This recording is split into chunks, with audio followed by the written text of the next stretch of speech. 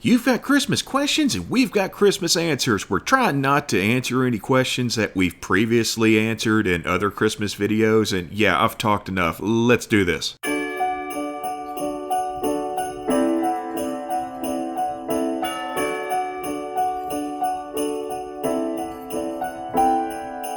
What is Noel? Well, it's the French word for Christmas, but more importantly, it dates back to the Latin natalis, meaning birthday or relating to birth. It's also where we get natal from. And it's not to be confused with nasi, which means birth or to be born, and is where we eventually got nativity and native. What's the difference between a Christmas tree and a Christmas tree? Christmas or Christmas is the combination of Christmas and monogram, and basically it's a Christian Christmas tree. Now, I know that sounds odd, but they only have white lights and the ornaments are white and are symbols meant to remind people of the reason for the season. Typically, Christmas trees are found in churches. You very rarely see them in people's homes. And of course, Christmas trees have all manner of ornaments and lights that can be pretty much any color or combination of colors. What's the deal with Advent? The name was adopted from the Latin adventus, meaning coming or arrival, which is the term that's used in the New Testament for the second coming of Christ. So, and I quote, the season of Advent in the Christian calendar anticipates the coming of Christ from three different perspectives: the physical nativity in Bethlehem, the reception of Christ in the heart of the believer, and the eschatological second coming. A lot of people use Advent calendars, though Advent often begins towards the end of November, so the calendars typically just run from December 1st through the 25th. Is Santa Claus connected to magic mushrooms? Okay, so yeah, we did a whole video on the history of Santa, but we didn't cover this part because I didn't see a reason to. But okay, so here we go. There's a myth that Santa is at least partially based on Amanita muscaria mushrooms. Yes, they're the same type that make Mario bigger. They've also been used by shaman in parts of Siberia. It's said that there are times that the shaman would eat the mushrooms and the people would then drink his urine in order to get high off of it. They may have also been used by the Sami people of Northern Europe and possibly even natives in North America. Some say that the red and white color scheme is the origin for Santa's color scheme, and that shaman would visit homes dressed in red and white while high on mushrooms. Also, they're found under a lot of fir trees, so, you know, it's like presents. But come on now, did Santa Claus really start as a shaman high on mushrooms who went door to door giving out said magic mushrooms for the last several thousand years? Yeah, it's possible, but it sounds more like something that the cybernetic ghost of Christmas past from the future would come up with. Thousands of years ago,